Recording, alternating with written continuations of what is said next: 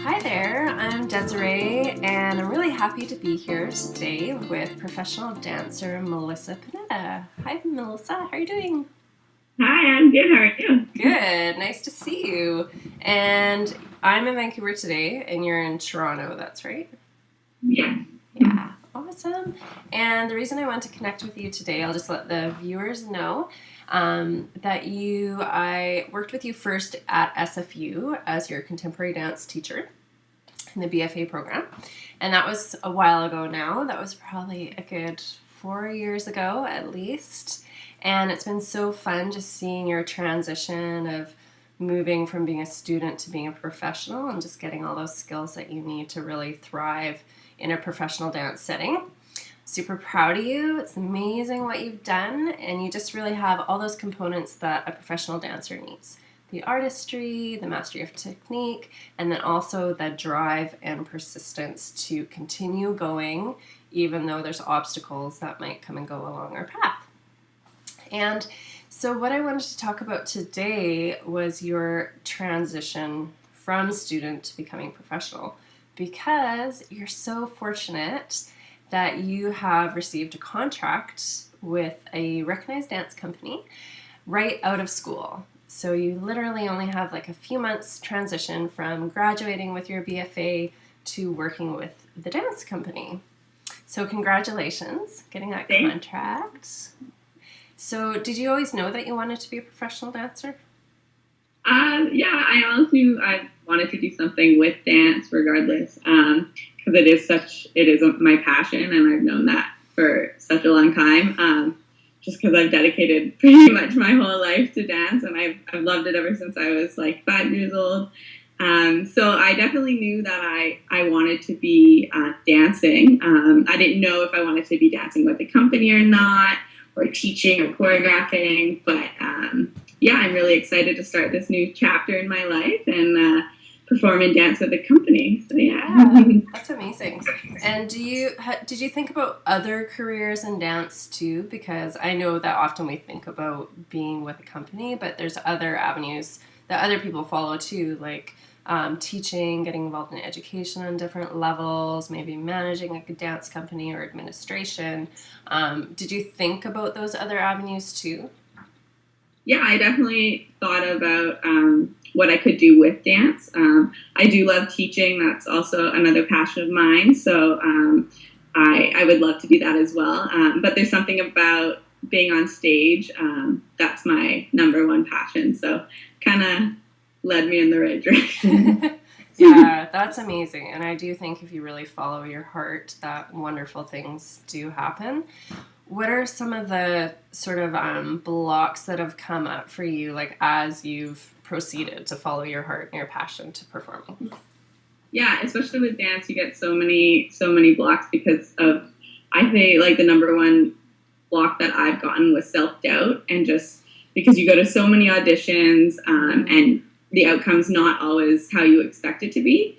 So even if you get that no, you have to continuously remind yourself that you can't take it personally, because there's lots of factors that are involved when choreographers and artistic directors choose dancers. Mm-hmm. So that was kind of one of the biggest mental blocks for me, is just to get past that self-doubt. Mm-hmm. Yeah, that's a huge one.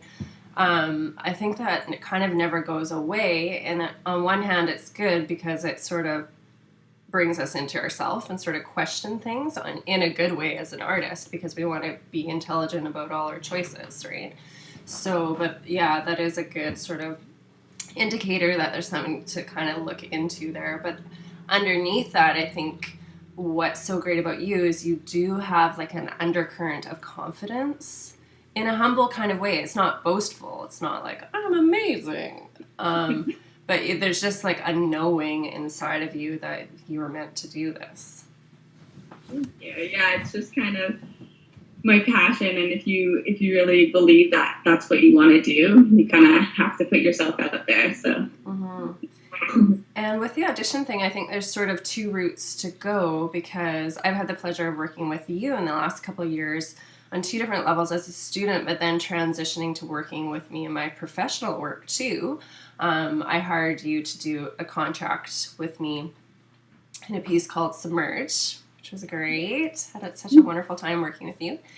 And that was a really organic transition from student into coming into my work because I knew you already.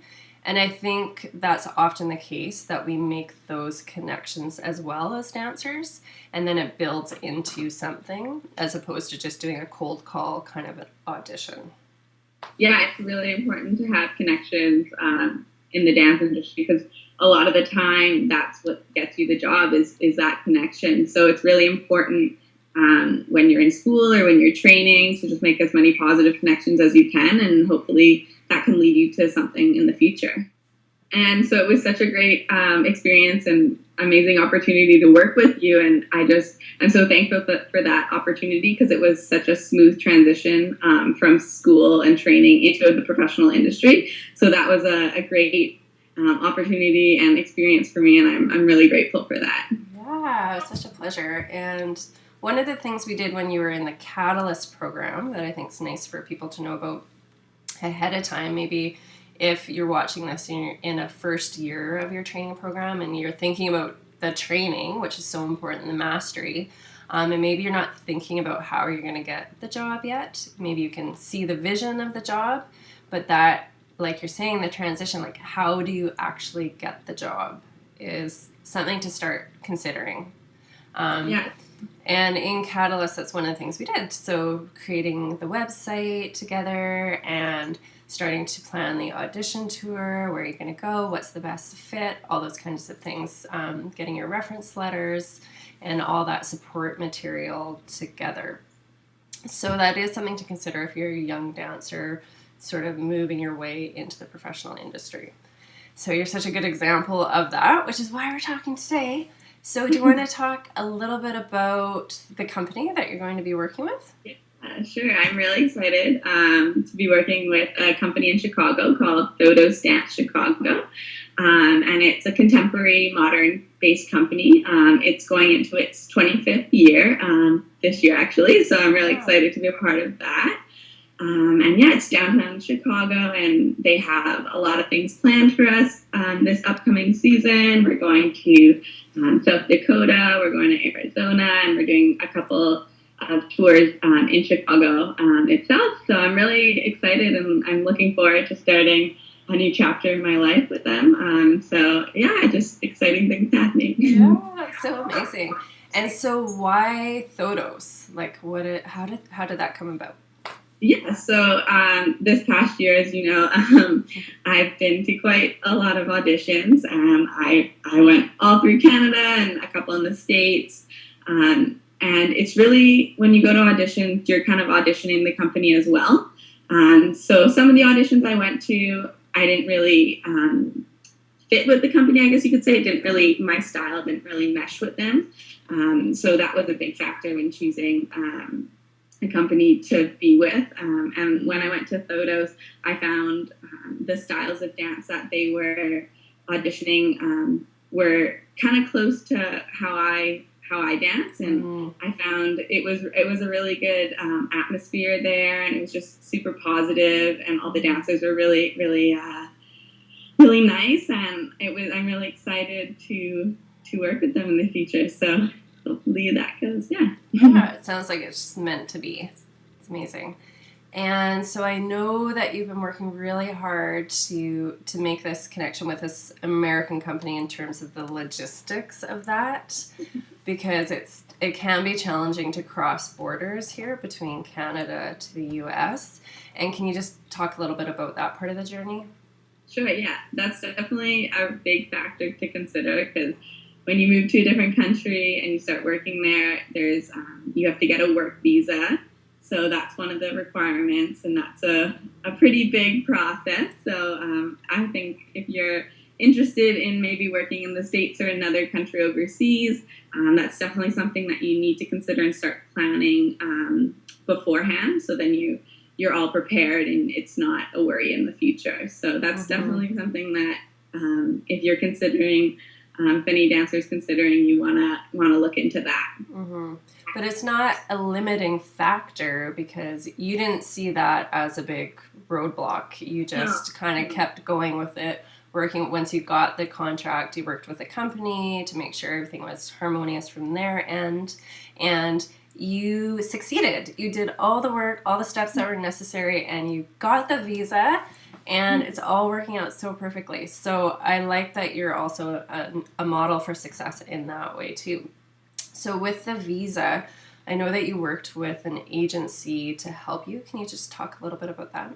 Yeah, so I did work with an agency called Visa Pack, and they were actually really great. They, since it was my first time kind of going through this process of all visas, they were there kind of to take me through the steps and get me prepared in what I needed, such as like documents and all these other things that you are required. So they were really great because they kind of gave me an example and helped me through the process, and they set me up with a lawyer and an immigration. So I was really grateful to go through them. Yeah, so that was really worth it, hey? Definitely. So it is like quite a bit of a financial investment, I would say, like to secure a gig, to secure a contract. Just in terms of like your audition tour that you did, because Canada is so big and so far away from all these other places, and you're obviously having to buy airline tickets and whatnot. So do you have any advice? Like, I think it would be good for dancers to sort of plan for that, you know, in the way that you plan to buy your books or your tights or whatever you're going to need for a course, that you would also plan ahead and budget for an audition tour. Yeah, that's a really good point because it is quite costly to just keep flying from place to place to go audition. But I think it's kind of like a necessity. It's exactly like buying textbooks. Mm-hmm. You need to put in the financial money and everything in order to secure that job. Mm-hmm. So it's definitely important to plan ahead for that and know that that's something that kind of has to happen. Mm-hmm. So it's good to just kind of have that in the back of your mind Mm-hmm. and make sure that you'll be fine financially. Yeah. And I think where there's a will, there's a way, right? So even for people who don't have that financial backing, I think not to think of that as a roadblock, because maybe there's some avenues that will appear and that you can look into and research, grants or bursaries or awards that might be available to help. Or a great aunt or somebody who might just pitch in a little bit of cash for you. So not to think of that as a limiter, but to really even plan for it in advance. So if you're in your first year of a program, you might want to think, well, when I'm in the fourth year, I want to be already going to auditions, which is what you did, right? Yeah, it was great. I kind of figured my last year I would dedicate that to just auditioning as much as I can. So. And where did you go for those auditions in this last fourth year of your BFA? There's a couple of places that I went. I went to like the Toronto area. I also did like Montreal, and then there's a couple I did in Vancouver as well. I did some in the States, as I mentioned. I did a couple in San Francisco, and then Chicago. I think that's about it for the auditions that I did this year. So. And does it make you nervous to move to a new city? I mean, it's always nerve-wracking moving to a new place, but I think I'm more excited than nervous. Yeah. So I would say I'm really excited just to try something new, not new, but the next step of my career. So I'm really looking forward to that. And dancers are always so nice. It's like kind of like having a family everywhere you go. That's been my experience, like whether I was in Mexico or Colombia or in the Netherlands. Like if I went to a dance class, I would just be like, ooh, these are my people, like my tribe, right? So you feel like there's that ease no matter where you are. So you'll do great. It's gonna be awesome. So anything else that you want to share just on that journey, like from A to B, like how you went from being a student to getting a job? Anything else that you think would be helpful for the listeners? Yeah, I think the biggest thing that any dancer, or if you're trying to get a job, just to trust yourself and just trust the process.